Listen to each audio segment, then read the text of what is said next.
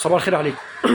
معلش زي ما بنعمل فيديوهات يعني كويسه بتعجب الناس وبتضحك الناس وكل حاجه، على اعتبار انها مثلا بتتعمل من جوه الصيدليه. في اوقات كتير لازم نتكلم فيها جد، ولازم الناس تاخد الكلام ده على انه فعلا جد وما تزعلش مننا. تمام.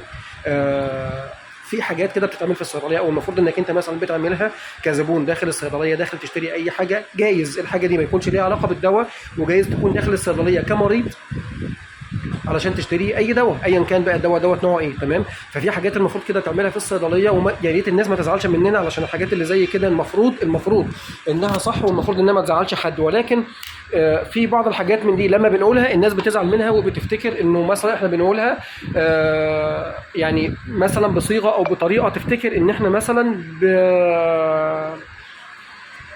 بنعملها كده او بنقولها كده علشان خاطر نبين بقى ان احنا ما فيش مننا اتنين، وان احنا مش عارف ايه وبتاع، وان احنا يعني الموضوع ملوش دعوه بالغرور خالص. بس للامانه بيحصل حاجات كتير تضايق اللي موجود في المكان، وبتضايق الناس اللي موجوده جوه المكان. لا والله خالص، الموضوع مش كده، يعني اقسم بالله الموضوع عمره ما كان كده خالص. الحمد لله الناس اللي بتتعامل معايا هنا عارفه انا بتعامل مع الناس ازاي، وعارفه انا يعني الحمد لله الى حد ما كويس مع الناس ازاي، وان انا بحاول اعمل لكل الناس اللي بتبقى موجوده مثلا في المكان اللي هم عايزينه، وبحاول اريحهم بقدر الامكان. ومن عينيا الاثنين، واتفضلي يا ماما واتفضل يا بابا واستريح، واعمل لك اللي انت عايزه من عينيا الاثنين والكلام ده كله. تمام.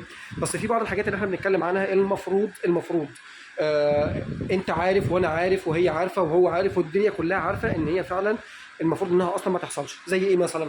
انت واحد داخل صيدليه، الصيدليه ممكن يكون فيها ناس مرضى عندهم مثلا حساسيه صدر، او راجل مثلا مريض او عنده دور برد جامد فبيكح في الكلام ده، فما بيبقى مثلا صعب ان هو يشم مثلا ريحه سجاير او حاجه زي كده.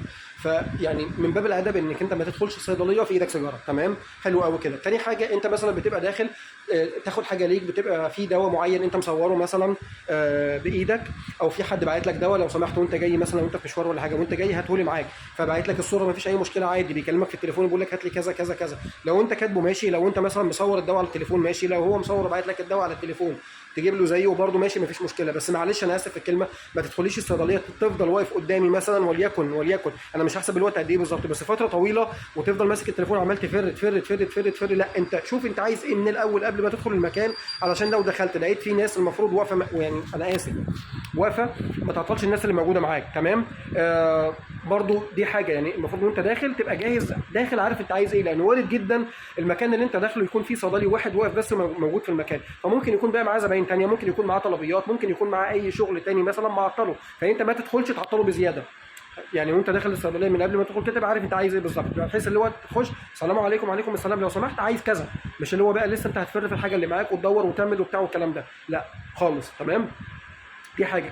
الحاجه الثانيه، والكلام هنا بالاخص بنسبه كبيره تمام للستات، يعني انا اسف في الكلمه، لو انت واحده ايا كان انت داخله تاخدي ايه، انت مريض مثلا بقى ضغط، مريض سكر، مريض اي حاجه، انت داخله لقيتي حد واقف مثلا في المكان بيتكلم مع الصيدلي الموجود، لو سمحت والله يا ابني انا عندي كذا كذا كذا كذا، او لو سمحت يا دكتور انا عندي واحد اتنين تلاته، ولو سمحت عايز حاجه مش عارف، انت دلوقتي بقى دخلت في قلب الحوار، يعني انت دلوقتي داخل كزبون، فانت قلبت بقى حد تاني، فاللي هو ده مش دورك انت خالص، يعني كون بقى لا اعمل كذا وما تعملش كذا، خد كذا وما تاخدش كذا، يبقى اللي واقف ده لازمته ايه؟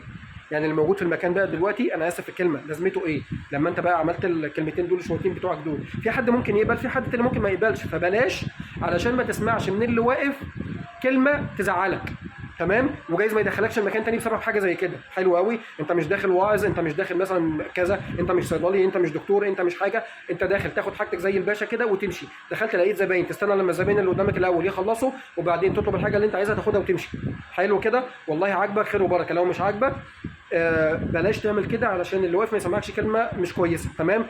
دي حاجه. الحاجه الثانيه، انت داخل مكان لقيت فيه ناس واقفه، لو فرضنا انك انت تعبان وانك انت مستعجل مثلا او حاجه وعايز تاخد حاجتك وتمشي على طول، لو انت شايف انها من وجهه نظرك انت مش من وجهه نظر اللي واقف في الصيدليه او الزباين اللي موجوده في المكان، حاجه بسيطه مثلا، فاللي هو انا عايز اخد الحاجه بتاعتي وامشي على طول، انا مش هعطلكم، فالمفروض من باب الادب والذوق انك انت تستاذن من الناس اللي واقفه، لو سمحتوا انا بس الطلب بتاعي بسيط وانا تعبان ومش عارف ايه او مستعجل وعندي مصلحه او الكلام ده، الناس سمحوا لك خير وبركه، هجيب لك اللي انت عايزه واديه لك وتمشي. لو ما سمحوش حاجه من الاثنين، يا تمشي لو انت عايز تمشي، يا اما تستنى الناس اللي واقفه تخلص وبعدين تاخد دورك.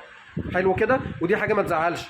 ماشي، فيعني احنا بنتكلم في الحاجات دي مبدئيا لان طبعا المواقف اللي بتحصل كتير جدا جدا في الصيدليه، فعشان بس ما نطولش على حضراتكم، احنا بنتكلم في حاجات بسيطه وحاجات سهله جدا جدا، اظن ما حدش يزعل منها. تمام، يا فبالله عليكم ما تزعلوش مننا، لانه دي ابسط الحقوق بتاعت الناس اللي واقفه، وبتاع برضه الصيدلي او الراجل اللي واقف في المكان، اكيد دي حاجه ما تزعلش حد.